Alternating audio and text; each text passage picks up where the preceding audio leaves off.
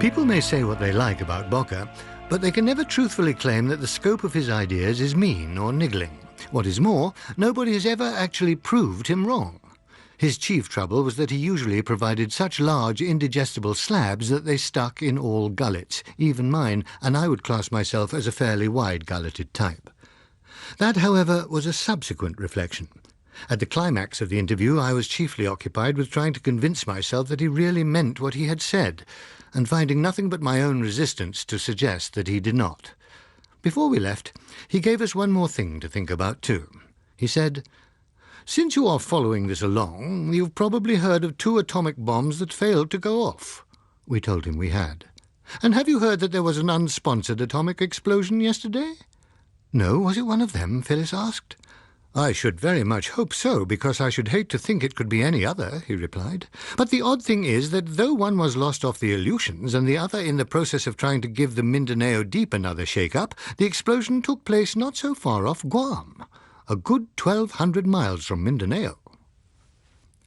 "I wish," said Phyllis, "that I had been kinder and tried to pay more attention to dear Miss Popple, who used to try to teach me geography, poor thing. Every day the world gets fuller of places I never heard of." "That's perfectly in order," I told her. "Haven't you noticed that the places mentioned in military communiques are scarcely ever to be found on the maps? The geographers never heard of them either." "Well, it says here that over 60 people were drowned when a tsunami struck Roast Beef Island. Where's Roast Beef Island, and what's a tsunami?" "I don't know where Roast Beef Island is, though I can offer you 2 Plum Pudding Islands, but tsunami is Japanese for an earthquake wave." She regarded me. "You needn't look so smug, dear. It's only half marks. The thing is, would it be anything to do with us?" "Us?" "Well, with those things down there, I mean. Not unless it was a phony tsunami." How euphonious. Phony tsunami. She went on crooning euphony, phony tsunami to herself for a bit, until she ended suddenly, "How would we know?" "Look, I'm trying to think. Know what? Whether it's phony or not, of course." "Well, you could ring up your learned pal, Dr. Mattet. Oceanographers have meters and things to tell them what kind of wave's what and where it comes from." "Do they really? How?" "How would I know? They just do. He'd be sure to have heard if there was anything funny about it." "All right," she said, and went off. Presently she came back. "It's okay," she reported disappointedly. "There was, I quote, a minor seismic disturbance in the neighbourhood of St. Ambrose Island, longitude something, latitude something else. Anyway, off Chile, and Roast Beef Island is another name for Esperanza Island." "Where's Esperanza Island?" I inquired. "I don't know," she said happily. She sat down and picked up the paper. "Everything seems to have gone very quiet lately," she said. "I hadn't noticed it. I might if you would try to do some work too," I replied. A few minutes' silence ensued. Then she said, "Captain Winters rang up yesterday. Did you know there hasn't been a single fireball reported for over 2 months?" Evidently this was one of those mornings. I put my pen into its holder and took out a cigarette. "I didn't, but it's not very surprising. They've been rare for quite a time now. Had he any comments?" "Oh, no, he just sort of mentioned it." "I suppose the Bocker view would be that the first phase of colonization has been completed. The pioneers have established themselves, and the settlement is now on its own to sink or swim." "Predominantly sink," said Phyllis. "Anybody who happened to overhear the home twitterings of EBC's clever feature script writer could blackmail us for years," I told her. It passed her by. "I've been thinking about what Malaby said," she remarked. "And I don't see why people couldn't make up their minds to leave those things down there alone. I mean, if there is one part of the world that can be of no conceivable use to us, a part we can't even reach, and it happens to suit them, then why not let them have it?" "Well, that's reasonable, superficially, at any rate," I agreed. "But Malaby's point was, and I agree with that it's a matter of instinct, not reason. The instinct of self-protection is opposed to the very idea of an alien intelligence, and not without pretty good cause. It's difficult to imagine any kind of intelligence, except a sheer abstraction, that wouldn't be concerned to modify its environment for its own betterment. But it is very unlikely that the ideas of betterment held by 2 different types would be identical. So unlikely that it suggests a hypothesis that given two intelligent species with differing requirements on one planet, it is inevitable that sooner or later one will exterminate the other. Phyllis thought it over. That has a pretty grim Darwinian sound, Mike, she remarked. Grim isn't an objective word, darling. It's simply the way things usually work. If one species lived in salt water and the other in fresh, you would, in the course of time, inevitably reach a situation where the interests of the races demanded that one should freshen the sea while the other was doing its damnedest to salt the lakes and rivers. It looks to me as if that is bound to apply, unless the needs are identical. And if the needs are identical, then they are not a different species. You mean you're in favour of going on sending down atom bombs and that kind of thing, she said. Darling, if I happen to mention that as a process the autumn follows summer, it does not follow that I am all for getting a ladder and pulling the leaves off the trees. I don't see why you should want to. I don't. You mean you're not in favour of sending down atom bombs? And by the way you were talking before, I thought, look, let's drop atom bombs for the moment. No, damn it, I mean, let's leave them out of it. The thing is that once we had developed intelligence, we weren't satisfied with the world as we found it. So, are the things down there likely to be satisfied with it as they find it? Such evidence as we have suggests that they are not. They don't like being bombed by us, for instance. Then the real point is, how long will it be before the efforts to change it for the convenience of both parties come into serious opposition? Well, since you've asked me, I should say you've answered your own question. It happened when we prodded them with the first atom bomb. That's what I'm complaining about. Scarcely a matter for complaint, darling, and anyway, it's too late. We must have gone down then on their environment improvement list with a high priority, even if we hadn't before.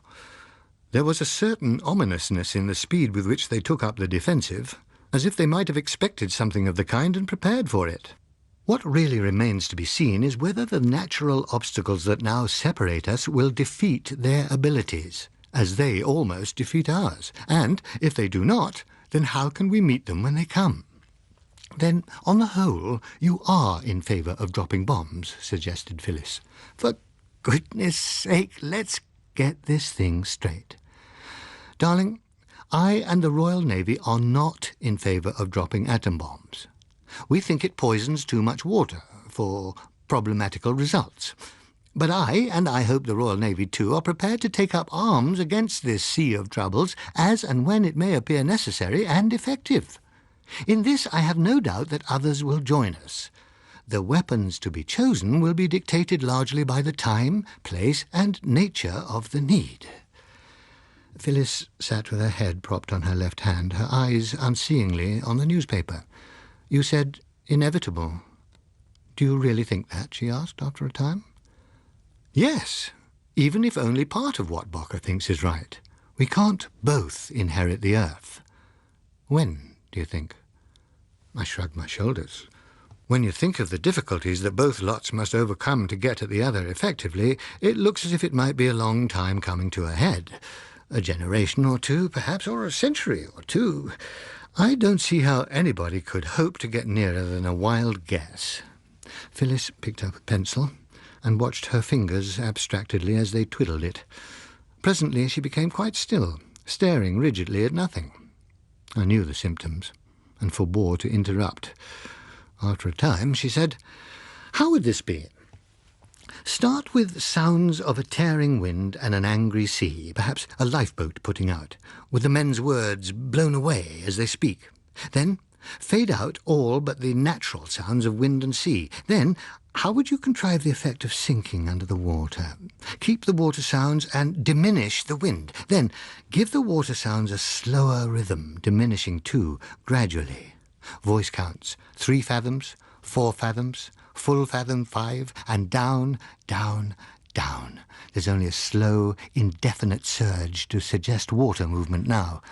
As it gets fainter, you begin to hear the chirruping fish, then the squawking ones, and the others, until there's fish pandemonium, which gradually diminishes to a final chirrup. Then, I'm not sure whether it ought to be the voice telling the fathoms or whether a mysterious silence would be more effective. But next, deep grunts, some snarls and galumphing noises.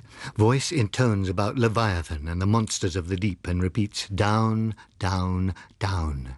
Occasional, indefinable sounds until absolute silence, out of which voice says, the deep sea bottom, the uttermost part of the earth.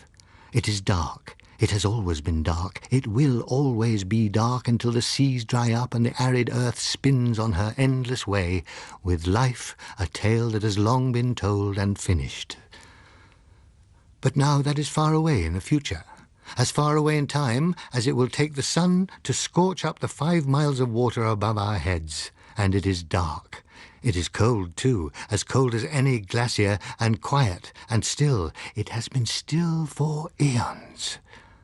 We have brought down light with us from the world far above, and we switch it on. We see a wide floor flanked by gigantic rocky cliffs, but it is not a solid floor. If we were to try to step on it, we should sink through many feet of ooze before it became solid enough to support us. All the time, in the beam of our lights, we can see motes endlessly descending and descending to make the great bed of ooze. It is an eerie place, an awful place, death's own place. For the floor, the rock shelves, everything but the perpendicular faces of the cliffs is drifted deep with mortal remains of untold millions of minute creatures. Nothing, you would say, absolutely nothing could live here.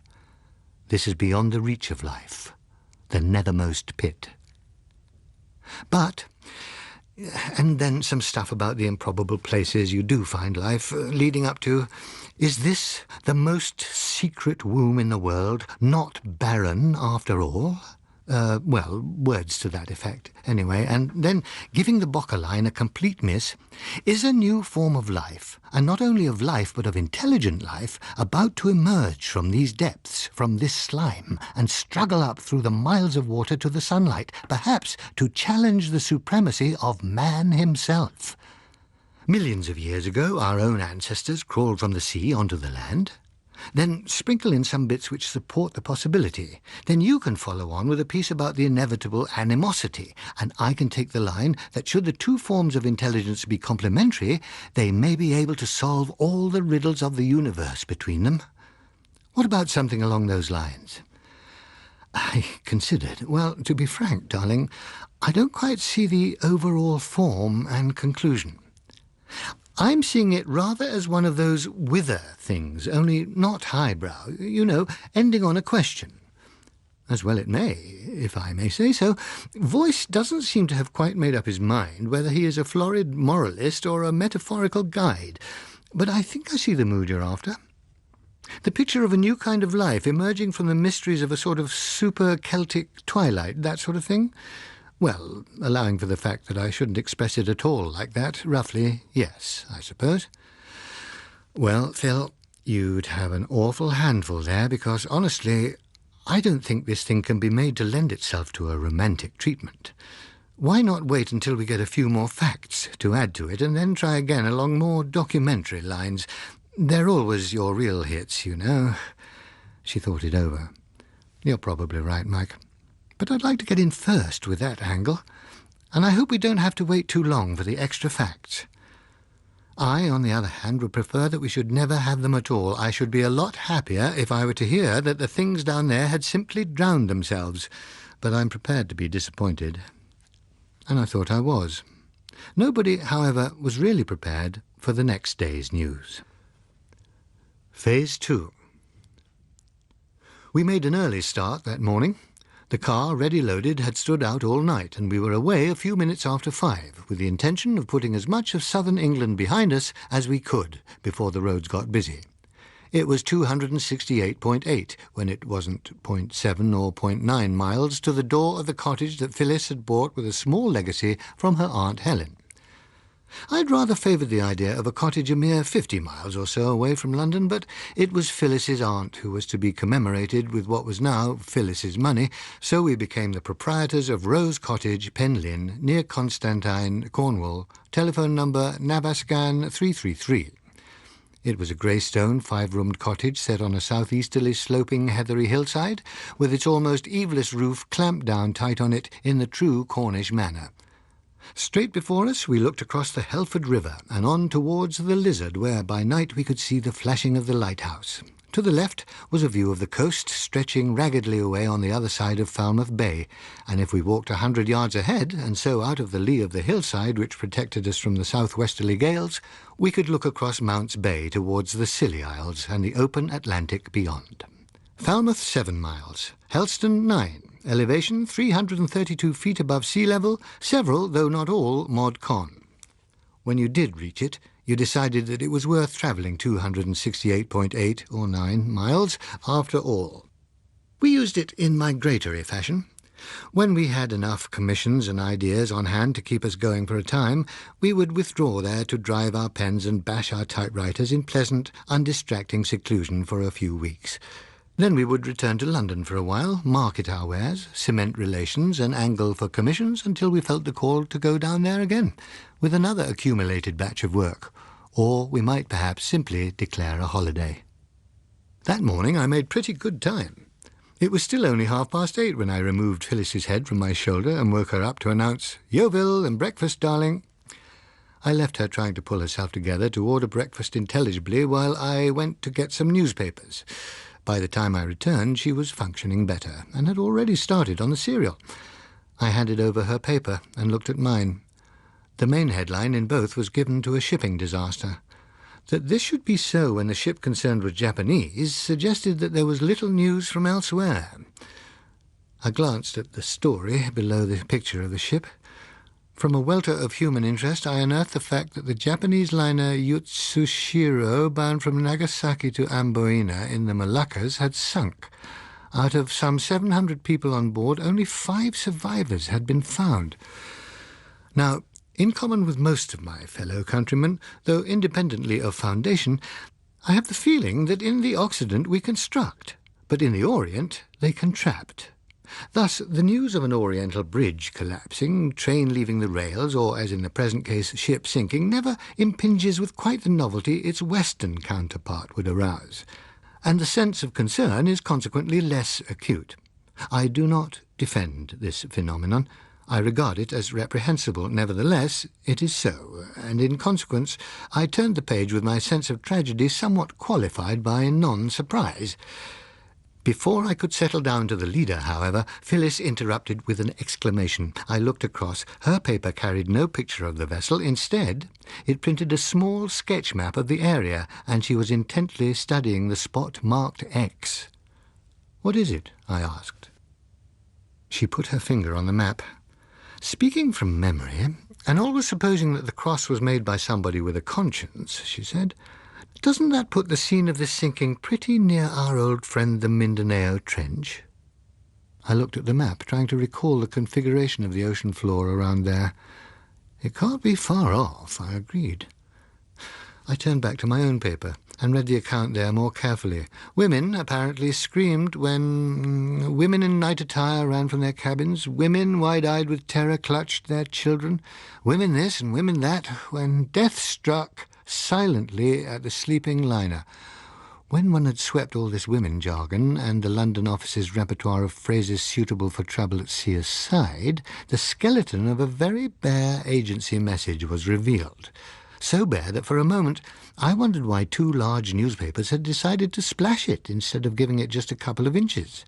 Then I perceived the real mystery angle which lay submerged among all the phony dramatics.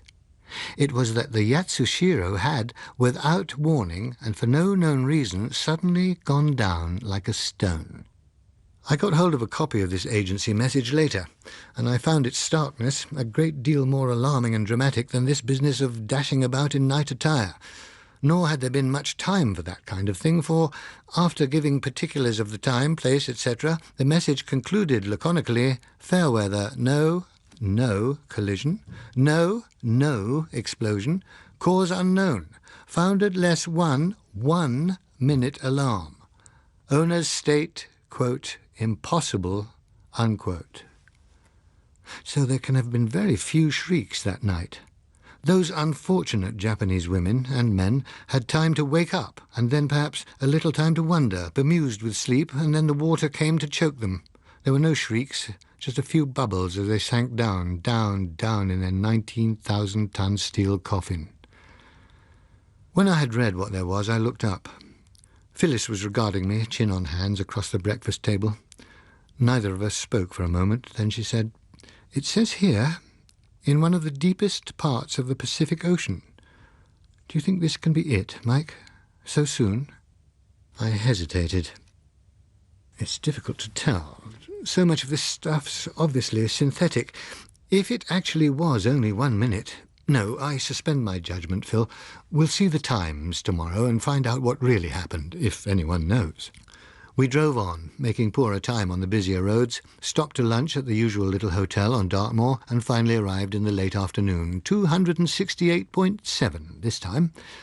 We were sleepy and hungry again, and though I did remember, when I telephoned London, to ask for cuttings on the sinking to be sent, the fate of the Yatsushiro on the other side of the world seemed as remote from the concerns of a small grey Cornish cottage as the loss of the Titanic.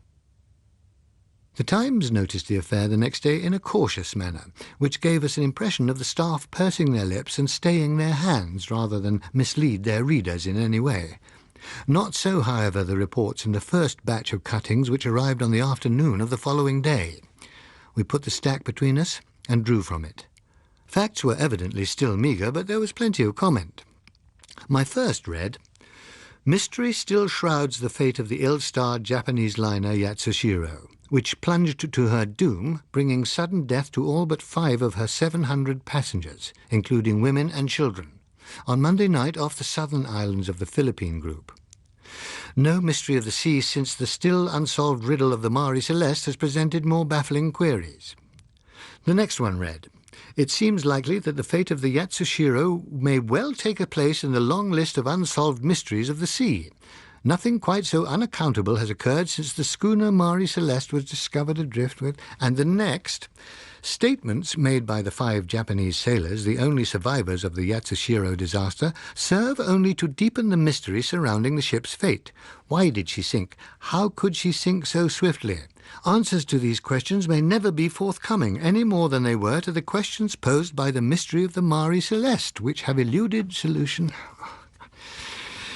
And the next, "Even in these modern times of radio, etc., the sea can still produce mysteries to defeat us. The loss of the liner Yatsushiro presents puzzles as baffling as any in the annals of navigation, and to all appearance no more likely to be satisfactorily explained than were the problems aroused by the famous Marie Celeste, which, it will be recalled..."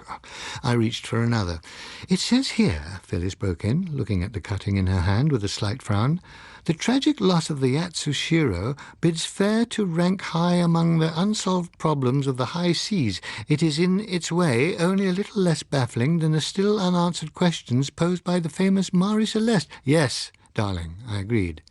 And the one before said, "A mystery even deeper than that surrounding the celebrated Marie Celeste veils the fate of the vanished Yatsushiro." Wasn't the whole point about the Marie Celeste that she didn't sink? "Roughly, yes, darling." "Well then, what is all this about her for?" "It is what is known as an angle, darling. It means, in translation, that nobody has the ghost of an idea why the Yatsushiro sank. Consequently, she has been classified as a mystery of the sea. This gives her a natural affinity with other mysteries of the sea, and the Marie Celeste was the only specific M of the S that anyone could call to mind in the white heat of composition. In other words, they are completely stumped." "Well, it's not worth looking through the rest, then?" "Scarcely, but we'd better. I'd like to know if anybody is speculating, and if not, why not? We can't be the only people who are putting 2 and 2 together, so just keep an eye out for guesses." She nodded, and we went on working through the pile, learning more about the Marie Celeste than we did about the Yatsushiro. There was only one check. Phyllis gave a "ha" of discovery. "This one's different," she said. "Listen. The full story behind the sinking of the Japanese vessel Yatsushiro is not likely to be revealed. This luxury liner, lavishly decorated and furnished, was built in Japan, with capital emanating largely from Wall Street, at a time when the gap between uncontrolled wage levels and the rising cost of living for the Japanese worker— Oh, I see. What do they work round to? I asked. She skimmed the rest. I don't think they do. It's just kind of all through suggestion that it was too contaminated by capital to keep afloat. Well, that's the only theory out of this lot, I said. All got a strong dose of not before the children this time. And not altogether surprising, seeing the hell the advertisers raised over the last global panic they pulled. But they're going to have to do better than this skulking behind the Mare Celeste. You can't just proclaim a thing a mystery of the sea and stop all theories for long. For one thing, the more intelligent weeklies haven't such sensitive advertisers. Somehow I can't see the Tribune or that Phyllis cut me off. Mike, this isn't a game, you know. After all, a big ship has gone down, and 700 poor people have been drowned. That is a terrible thing. I dreamt last night that I was shut up in one of those little cabins when the water came bursting in. Yesterday, I began, and then stopped. I'd been about to say that yesterday Phyllis had poured a kettle of boiling water down a crack in order to kill a lot more than 700 ants, but thought better of it. Yesterday, I amended, a lot of people were killed in road accidents. A lot will be today.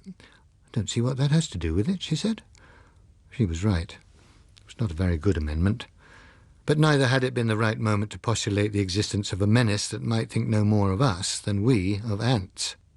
As a race, I said, we have allowed ourselves to become accustomed to the idea that the proper way to die is in bed, at a ripe age. It is a delusion. The normal end for all creatures comes suddenly.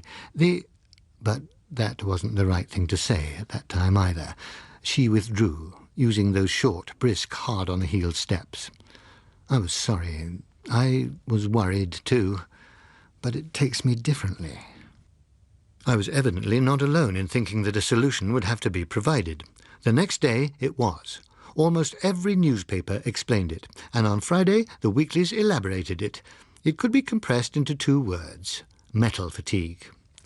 Certain new alloys recently developed in Japanese laboratories had, it seemed, been used for the first time on any considerable scale in the construction of the Yatsushiro. Metallurgical experts conceded it as not impossible that some or one of these alloys might, if the ship's engines were to produce vibrations of a certain critical periodicity, become fatigued and therefore brittle. A fracture of one member so affected would throw on others a sudden strain which, in their weakened state, they might be unable to take. Thus the collapse of susceptible members might be rapidly successive, and conducive to speedy disintegration of the whole. Or, one might put it, that the whole ship was ready to fall apart at the drop of a hat. This could not at the moment be positively established as the sole cause of the disaster, since detailed examination of the structure was, at present, precluded by circumstances, or again 5 or 6 miles of water. It had been decided, however, that all work on the Yatsushiro's sister ship, now on the stocks, would be suspended pending the application of exhaustive tests regarding the crystalline structure of the alloys intended for use in her construction. "Ah, the blinding light of science," I said, after reading several closely similar versions in different papers. A bit hard on that shipyard, and not perhaps very consoling to the relatives, but a pretty piece of work all the same. So reassuring for all the rest of us. Observe the nicer points. Not just general metal fatigue, nor even weld fatigue, which might alarm people about welded ships in general. No, just the fatigue of an unspecified alloy or 2 used in one Japanese ship. No other ship is likely to suffer from this deciduous complaint. No need for the seafaring public to feel the least concern lest any other ship should get a touch of this ague and shake itself to bits. And the sea? Nothing to do with it. The sea is as safe as ever it was. "But it could be so, couldn't it?" said Phyllis. "Well, that's the beauty of it. It had to be something that could be, if only just. And I think they'll very likely get away with it. The general public will take it, and the technical men won't stand to gain anything by contesting it, in public anyway." "I'd like to believe it," said Phyllis. I think I even might if I hadn't given myself to a cynic. And of course, if the thing hadn't happened to happen just where it did. I pondered. I imagine, I said, that marine insurance rates will be pegged at the moment to preserve confidence, but we ought to keep an eye on the prices of shipping shares. Kraken Wakes was written by John Wyndham and read by Stephen Moore. The programme was produced in Belfast by Susan Carson.